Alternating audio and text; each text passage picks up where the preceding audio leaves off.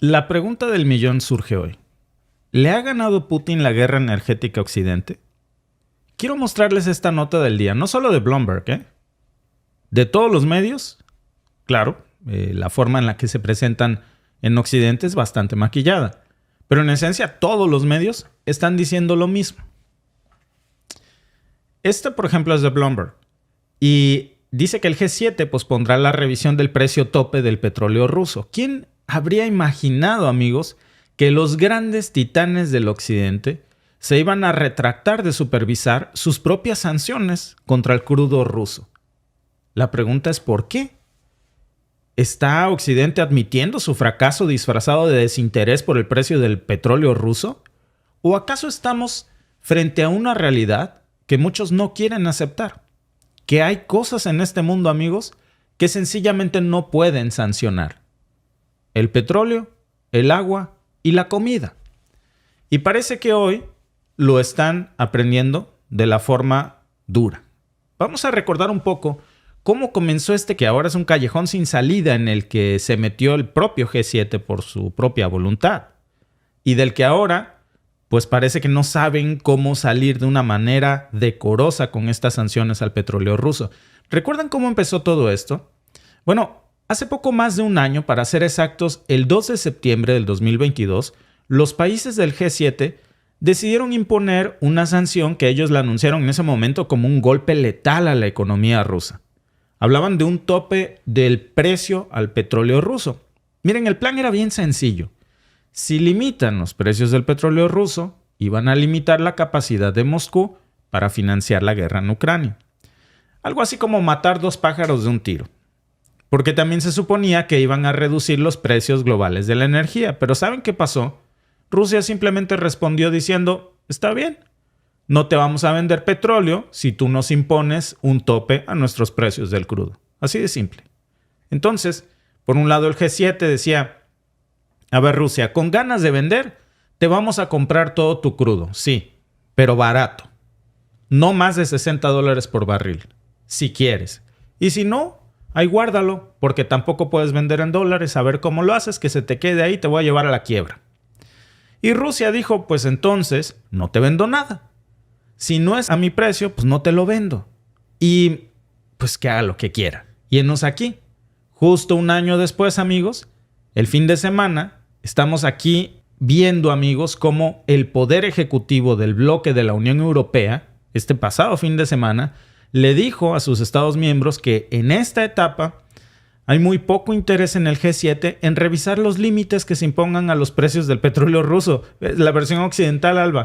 ¿Por qué no lo vas a hacer? No, ya no me interesa eso para mí. El petróleo no es importante en el mundo. Sobra. Olvídense. No, el petróleo no es lo de hoy. Sí, Vamos a no. hablar de otra cosa. Hay ¿no? otras cosas más importantes. Petróleo no es tan necesario. Dale. Como el calentamiento global Sí, y eso. sí. ¿Por qué, amigos? Dicen que porque no les interesa ya. Pero la verdad es otra. ¿No se supone que el petróleo ruso es una de las arterias financieras del Kremlin? Especialmente en su conflicto con Ucrania. Ahora, algunos de ustedes podrían estar pensando, bueno, si los precios están altos, eso se debe de estar afectando a Rusia, ¿verdad? Pues no, de hecho no. El argumento que da hoy Occidente es simple, pero también es engañoso, Dicen que las sanciones del tope al petróleo ruso funcionan de maravilla. Que Rusia sigue vendiendo petróleo y que Occidente sigue comprándolo, pero barato. Incluso a través de terceros, esa es la realidad. ¿Quién está ganando aquí? La realidad es que notas como esta, amigos, que estamos viendo hoy difundidas por los medios, pues ya no sé si decirles de información o de desinformación, solo nos dicen que estamos en una situación donde Occidente parece haber elegido muy mal su batalla energética. De todas las cosas que pudo elegir el G7 para sancionar a Rusia, escogieron la peor, que es uno de esos elementos que operan un espacio económico casi sagrado.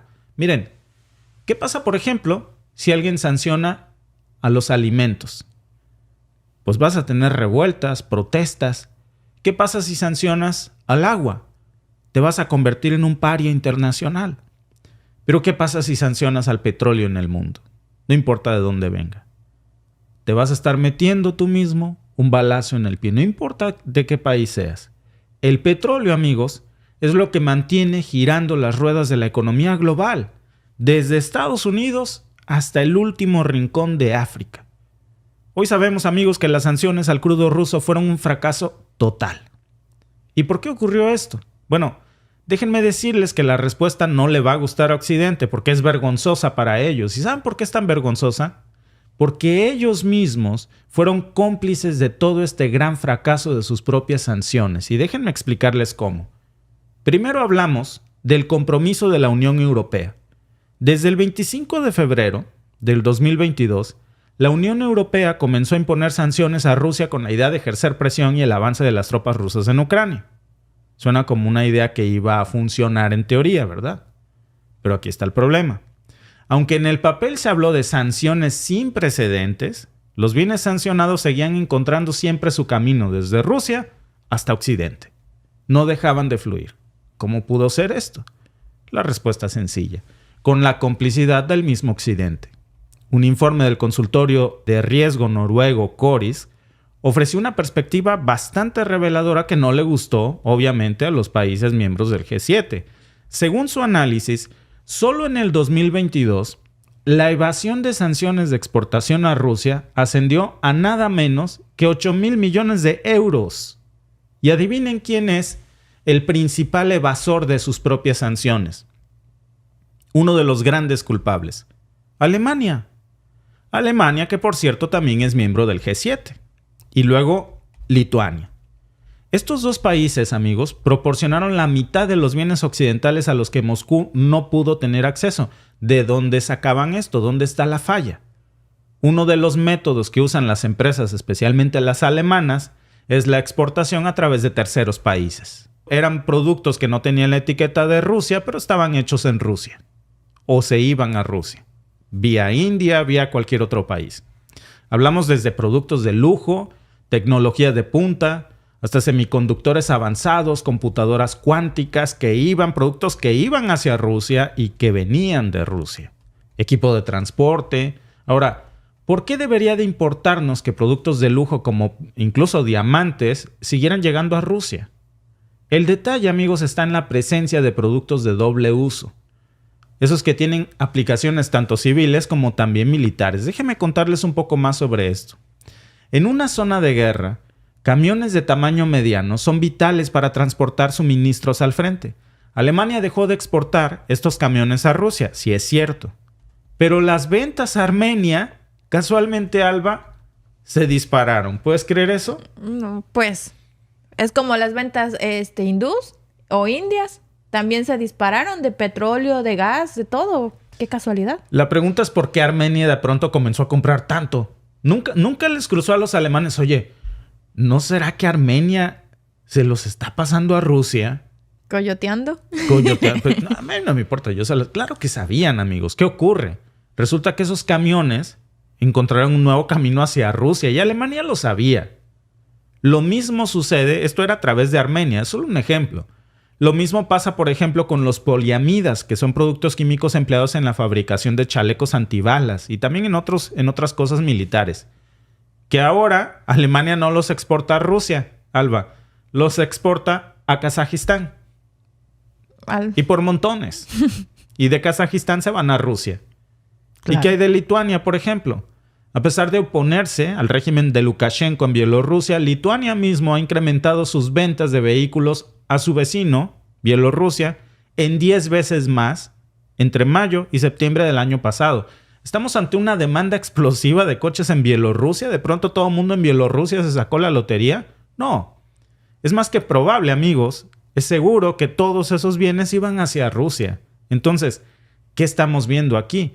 Una red de evasión de sanciones fomentadas por los mismos países miembros del G7, miembros de la OTAN, de Occidente, que socavaron todo el propósito de sus propias sanciones. Y aunque estos países como Kazajistán supuestamente tenían controles estrictos, ¿ustedes creen que se podía confiar en esto para aplicar sanciones? Pues amigos, es muy ingenuo, muy poco realista. Esa responsabilidad, por eso, amigos, recae en la Unión Europea y en los países que impusieron esas mismas sanciones. ¿Y qué hay del petróleo ruso, por cierto, en todo esto? Porque es que al igual que el resto de las sanciones occidentales, fracasaron rotundamente o fueron saboteadas por el mismo Occidente y por los miembros del propio G7. Si algo nos ha quedado ya muy claro, amigos, es que las sanciones petroleras a Rusia están teniendo un efecto contrario al que supuestamente ellos habían previsto. La Unión Europea y Occidente se armaron de valor en diciembre y lanzaron las sanciones supuestamente más grandes en materia energética que jamás se le haya impuesto a un solo país. Todo para quedar en ridículo. Prohibieron las importaciones de petróleo crudo ruso y pusieron un precio tope de $60 por barril. Parecía un plan maestro sobre el papel. Pero si le echamos un ojo a los números, descubrimos una historia bastante diferente a lo de los medios tradicionales de información. Desde finales de enero, fíjense en esto, las exportaciones rusas de petróleo crudo, sin contar el CPC kazajo, promediaron 3.7 millones de barriles al día. Para ponerlo en perspectiva, ese es el nivel más alto que han tenido desde junio. Muy superior a cualquier periodo de 4 semanas desde el 2021, desde antes incluso de la guerra. ¿Dónde está yendo todo este petróleo?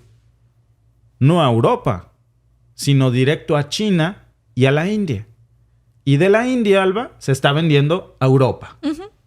Algunos defensores del precio tope dicen que esto es una victoria para Occidente, que se limitaron las ganancias de Putin sin desestabilizar el mercado global energético. ¿Ustedes creen eso? Y aquí está la trampa. Los informes sobre la brecha de precios entre el petróleo Brent y el Urales, que es la mezcla de petróleo ruso, de crudo ruso, son bastante engañosos. ¿Por qué? Porque los métodos de seguimiento de precios no se han adaptado al nuevo mercado. Los datos aduaneros de India y China muestran, amigos, que ambos países están pagando más por el petróleo Urals de lo que se pensaba. Miren, déjenme mostrarles otro aspecto bastante importante de cómo ha fracasado todo esto. La infraestructura. Resulta que antes de diciembre, más de la mitad del petróleo crudo ruso occidental era gestionado por una empresa europea de transporte o financiamiento. Esa cifra se cayó en un 36%. ¿Saben qué nos dice esto? Que Rusia ha diversificado su red de exportaciones para depender cada vez menos de Occidente, minando el alcance de esas sanciones.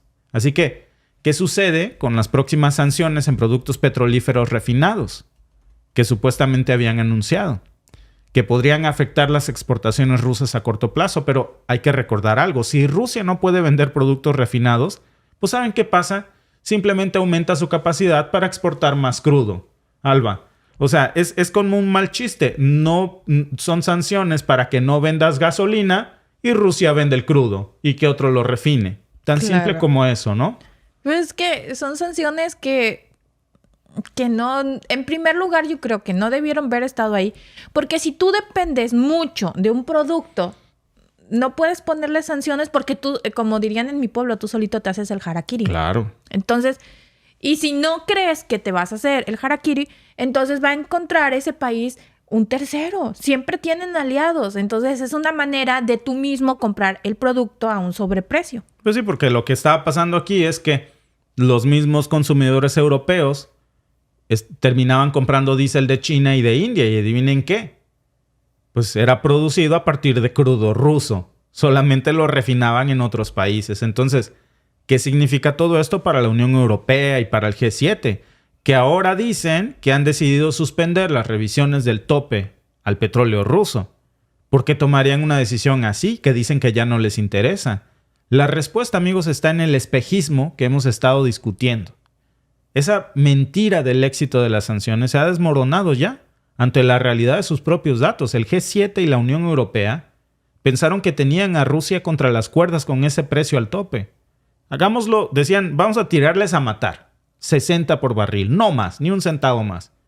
Y Putin va a sentir el apretón con esta super sanción. Y además no lo vamos a dejar que utilice el sistema SWIFT. Miren, imaginémonos por un momento que somos miembros del G7. Bueno, de hecho, somos miembros del G7. Sí, qué vergüenza. Canadá es miembro del G7, ¿no? Pues sí, no, porque este tipo de sanciones nos dejan en vergüenzas a todos. Pues por eso digo, qué vergüenza. Y además, ¿sabes qué pasó? Hoy, ¿qué tenemos? Gasolina cara. Por el capricho de unos cuantos. Carísima de París. Bueno, no de París, carísima de Rusia. Carísima de Rusia. Bueno, pusieron todo su peso político detrás de estas sanciones. Y ahora los datos aduaneros de India y de China revelan que su precio tope no hizo más que mover el petróleo ruso de un lado a otro para refinarlo en otro lado. Y el costo, bueno, nosotros somos los que estamos pagando más por cada litro de gasolina que le ponemos a nuestros carros. Y si tú me dices que tú vives en Estados Unidos, en Canadá, en Perú, en México, en España, es lo mismo. Porque hablamos de petróleo, de reservas de petróleo mundial, y cuando privas a una región de una reserva tan grande o producción tan grande de petróleo, el resto sufre. Y eso es lo que estamos viendo hoy, cada vez que vamos a cargar gasolina en nuestros carros. ¿Y qué pasa con esa brecha de precios entre el Brent y el Urals, por ejemplo? Los informes occidentales hablan de una diferencia de hasta $32 por barril. Y eso en teoría suena como un gran éxito a las sanciones. Pero los métodos de seguimiento, amigos, no se adaptaron a ese nuevo paisaje. No tienen acceso a datos claves porque los nuevos clientes de Rusia, que son India y China, no comparten esa información con las agencias de seguimiento occidentales. No les dicen a cómo le compraron el barril a Rusia, ni tienen por qué, ni se los van a decir.